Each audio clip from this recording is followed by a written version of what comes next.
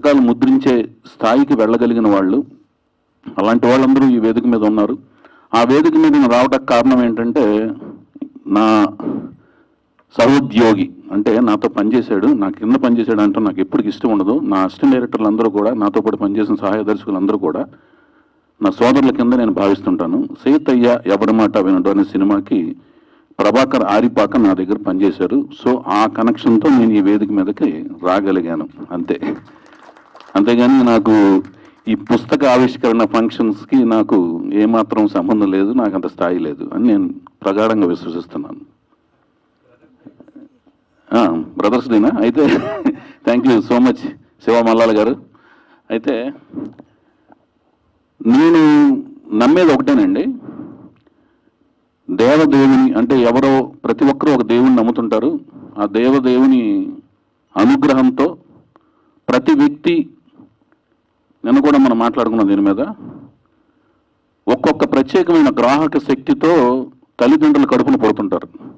ఒకే తల్లిదండ్రుల కడుపున పుట్టిన ఇద్దరు అన్నదమ్ములకి ఒకే గ్రాహక శక్తి ఉండదు.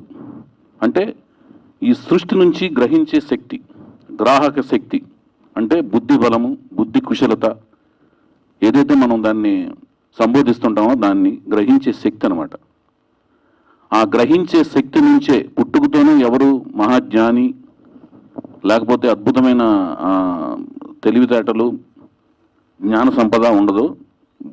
గ్రాహక శక్తి అయితే ఉంటుందన్నమాట, బుద్ధి కుశలత ఉంటుందన్నమాట. సో పరిసరాల నుంచి కానీ, తను పుట్టిన కాలమాన పరిస్థితుల్లోంచి, తను కలిసిన స్నేహితులు, చదివిన పుస్తకాలు, కలిసిన బుద్ధి జ్ఞానం నేర్చుకున్న అదే విద్య నేర్చుకున్న గురువుల దగ్గర నుంచి కానీ, తిరుగాడిన ప్రదేశాల నుంచి కానీ, చూసిన సినిమాల నుంచి కానీ, వీటి నుంచి ఈ గ్రహించే శక్తి ఒకటి ఏదైతే ఉందో, దాని సామర్థ్యం ఉందో, వాటన్నిటి నుంచి గ్రహించి తనలోని ఒక వ్యక్తిత్వాన్ని బలీయంగా తయారు చేసుకుని నేను అనే ఒక వ్యక్తిత్వాన్ని ఏర్పరచుకోగలుగుతాడు. అది ఒక్కొక్కళ్ళకి ఒక్కొక్క రకమైన విచిత్రమైన వ్యక్తిత్వం తయారవుతుంది అనమాట. అదే ఆ వ్యక్తి యొక్క పర్సనాలిటీ, అదే వ్యక్తిత్వం అనమాట.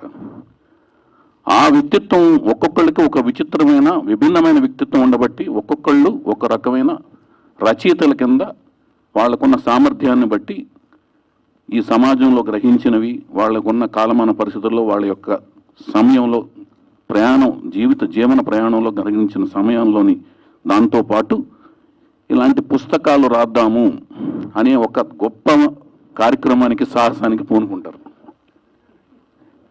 ప్రభాకర్ ఇలాంటి పుస్తకం రాయటానికి సాహసం చేశాడంటే అది పెద్ద విషయం అనమాట. ఎందుకంటే ఇందాక ఎవరికి పోటీగా సార్ అందరూ అనుకుంటున్నారు. ఎందుకంటే ఇక్కడ దర్శకులు చాలామంది ఉన్నారు సినిమా ఫీల్డ్లో కూడా, ఎవరి కుర్చీ వారిదే అని నమ్ముతుంటాను. ఎందుకంటే నేను చెప్పిన ఇంతకు ముందు దాని ప్రకారం ఒకళ్ళ బుద్ధికి ఇంకొకళ్ళ బుద్ధికి ఎందుకు తేడా ఉంటుందంటే, వాళ్ళు పెరిగిన వాతావరణం, వాళ్ళు కలిసిన స్నేహితులు, వాళ్ళు చదివిన పుస్తకాలు, వాళ్ళ గ్రాహక శక్తి వేరేగా ఉంటుంది. కాబట్టి ఎవరికి పోటీ రారు. ఒకే థియేటర్లో కూర్చుని ఒకే పుస్తకం చదివిన నలుగురు ఆలోచనలు వేరే రకంగా ఉంటాయి. ఒకే క్లాసులో పెరిగిన గురువు దగ్గర నేర్చుకున్న శిష్యులు, ఒకే రోటీ కపడా మకాన్ అంటే ఒక తల్లిదండ్రుల దగ్గర పెరిగిన ఇద్దరు అన్నదమ్ముల యొక్క గ్రాహక శక్తి ఒకే రకంగా ఉండదు. కాబట్టి వాళ్ళు ఒకే రకమైన బుద్ధితో పెరగరు. కాబట్టి ఎవరికి ప్రపంచంలో పోటీ గారు, ఎవరికి నకలు రాలేరు. సో చెప్పేవాడికి వినేవాడు లోకం అనే సామెత పాతదైపోయింది. రాసేవాడు చదివేవాడికి లోకం, ఇది కొత్తది. మనం ఏం తీసినా రకరకాల తమ్నైల్స్ పెట్టి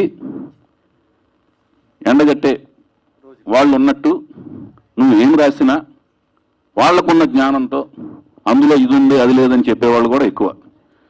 సో అలాంటి దాంట్లో నువ్వు ఎంచుకున్నావు ఇప్పుడు ఇంకో కొత్త రూటు. సో ఉంటాయా? కాదు భయ్యా, శివ మల్లాలు నువ్వు పెట్టుకుంటున్నావు. తమ్ముడు నన్ను ఎక్స్క్యూజ్ చేయి. మనందరం 83లో మద్రాస్, 84 నుంచి మనందరం ఫ్రెండ్స్. ఓకే సరే. అయితే నేను అనేది ఏంటంటే, అది పాత సామెత. చెప్పేవాడికి వినేవాడు లోకో కంటే కూడా వినేవాడి చేతిలో చెప్పేవాడు ఉన్నాడు. సో మనము చాలా కాన్షియస్గా చాలా శ్రద్ధగా ప్రతిరోజు మనం అప్డేట్ చేసుకుంటూ ప్రతి క్షణము అప్డేట్ చేసుకుంటూ మనం రాస్తూ ఉండాలి, తీస్తూ ఉండాలి. దర్శకుడు అయితే తీస్తూ ఉండాలి, రచయిత అయితే రాస్తూ ఉండాలి, చెప్పేవాడు చాలా శ్రద్ధగా చెప్పాలి, ఆలోచించి చెప్పాలి, మాట్లాడాలి.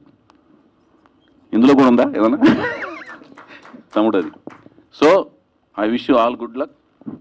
ఇది పెద్ద సాహసం, కానీ కథలో డెఫినెట్గా తక్కువ రాస్తూ నీ ఆశయం సినిమా ఎవ్వరి మాట వినకుండా నీ సీతయ్యతో మన ఇద్దరు